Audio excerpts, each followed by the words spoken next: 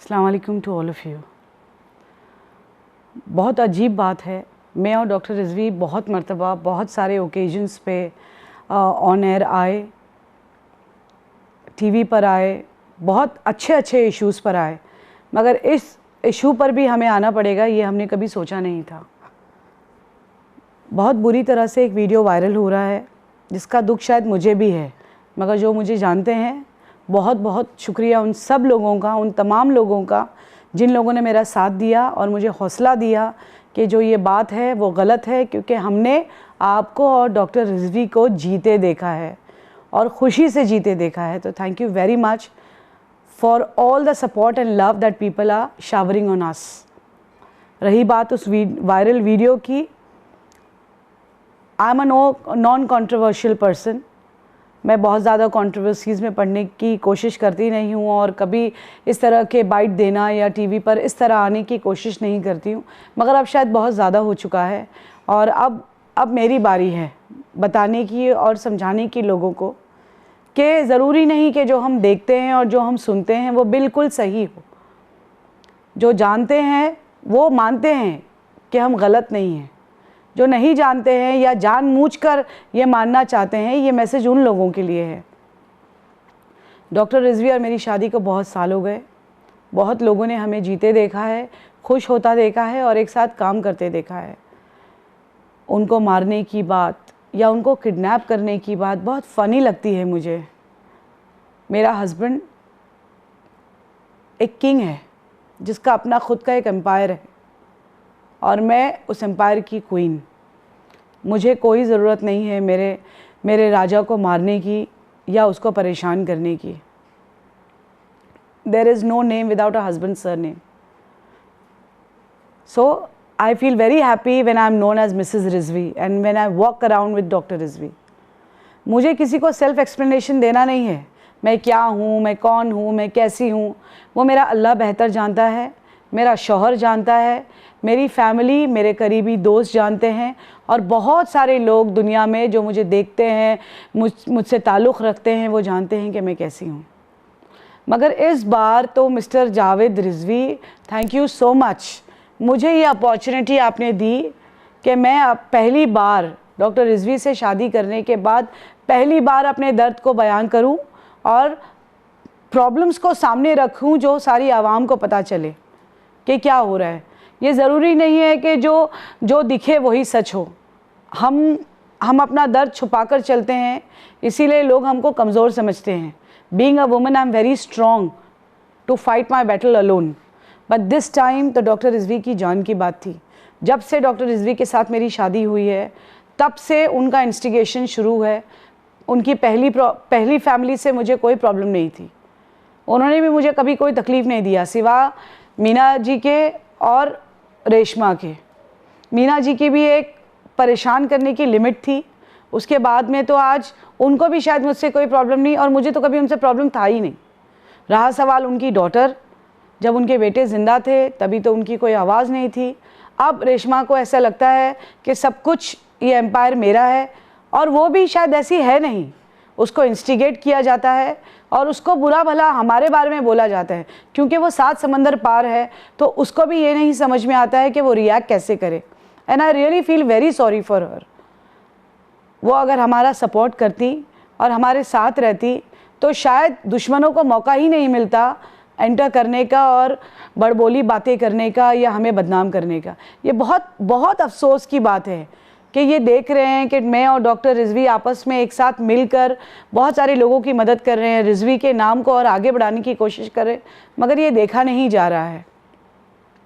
कुछ वक्त पहले जब डॉक्टर रिजवी को ये पता चला कि बहुत आबिद और साकिब साहब के मरने के बाद में जब mister so called Javed Rizvi का ये प्रेशर चालू हो चुका है कि ये सब कुछ मेरा होना चाहिए, क्योंकि तीनों निठल्ले बेटे और सारे निठल्ले भाई पूरी रिजवी कॉलेज पे कब्ज़ा किए हुए।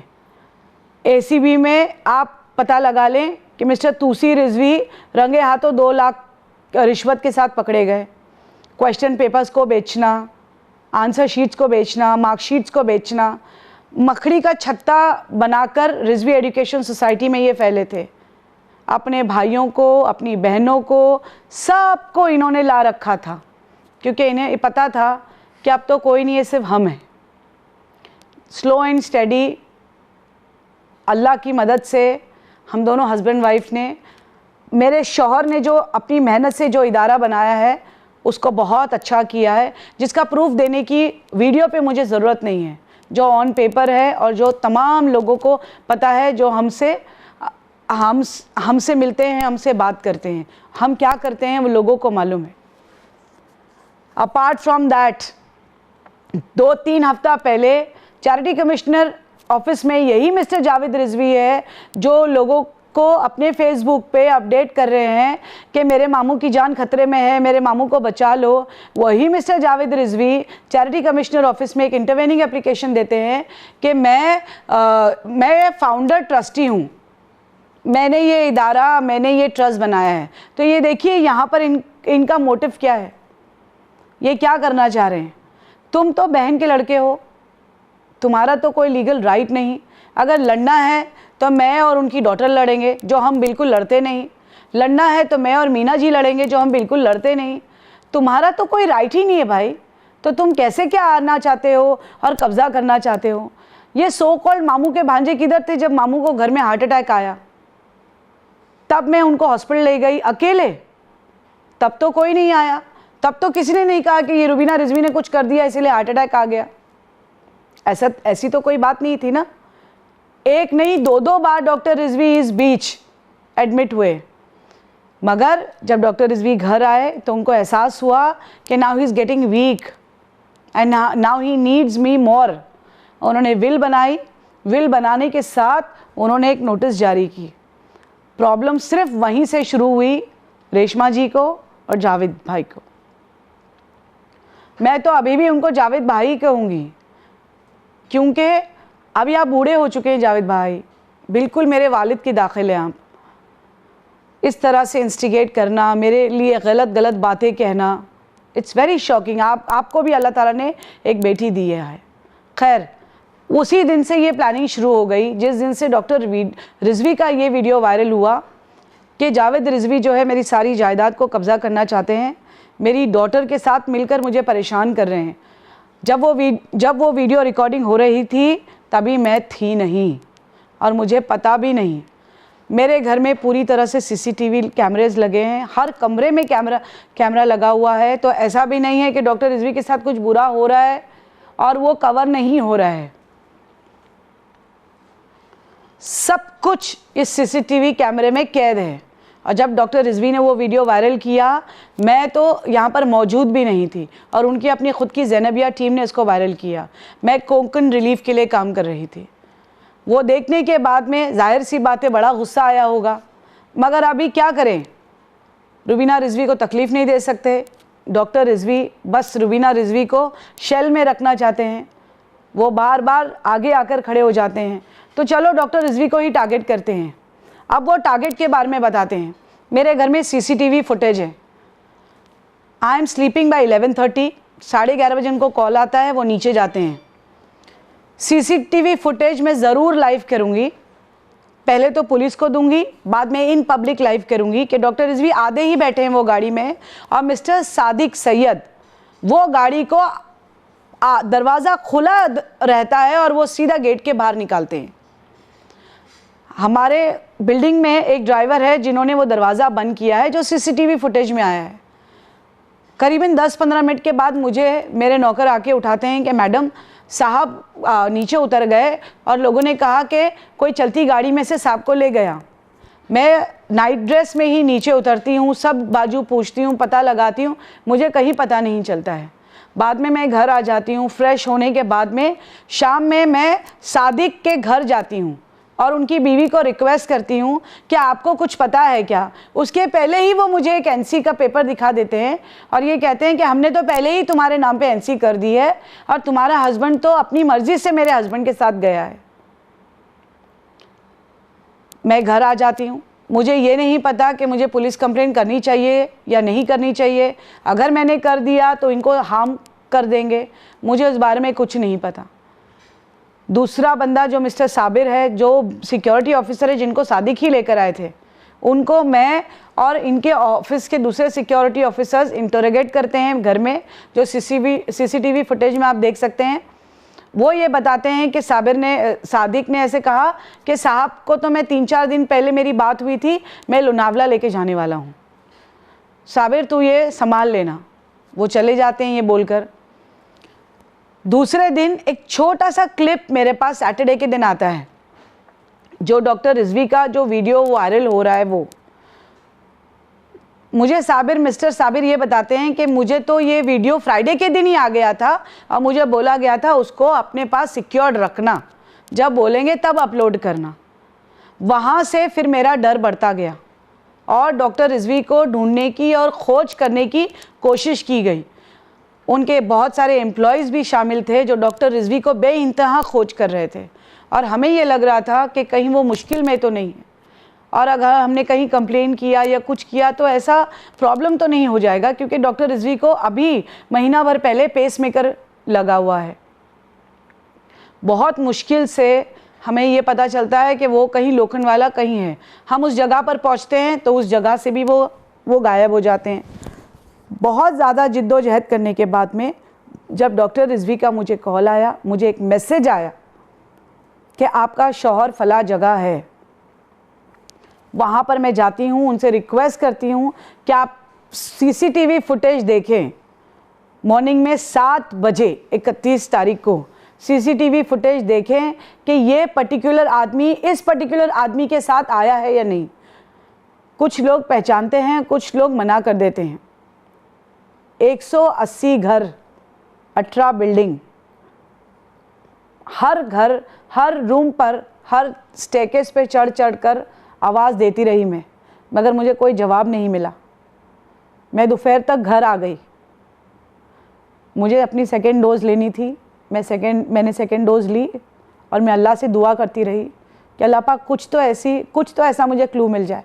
मगर मुझे फिर मैसेज आया कि doctor Rizvi is there only, और मैं जाती हूँ और मेरे शौहर को सही सलामत मैं वापस लेकर आती हूँ। जो सीसीटीवी फुटेज वहाँ की भी है जो आप लोगों को नज़र आएगी।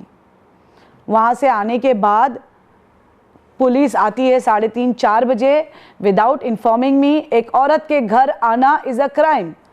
आप इन्फॉर्म करते, आप समन्स देते, मगर नहीं, आप आ गए। कोई बात नहीं, मैंने कोऑपरेट किया। मैंने कहा कि मैंने कुछ नहीं किया है, डॉक्टर रिजवी को मैं सही सलामत ले आई हूँ।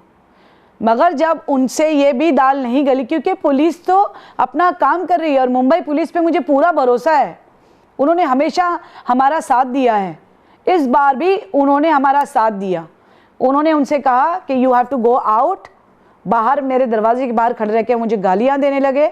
उसके बाद में भी पुलिस इंस्पेक्टर ने कहा कि नहीं, डॉक्टर रिजवी ने खुद बयान दिया है कि वो खुद से आ गए हैं।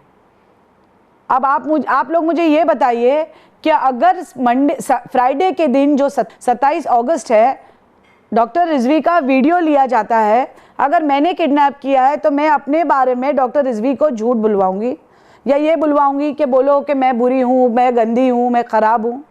पहली बात। दूसरी बात, अगर फ्राइडे को लिया गया तो वो फ्राइडे को वायरल क्यों नहीं किया गया? फ्राइडे को अगर वायरल कर देते तभी मैं अरेस्ट हो जाती और तभी मेरे बारे में ये बात क्लियर हो जाती कि मैंने किडनैप किया है या नहीं, या मैंने पैसों के लिए उनकी जान लेने की कोशिश की है या नहीं। सारी पिक्चर तो जब ही क्लियर हो जाती।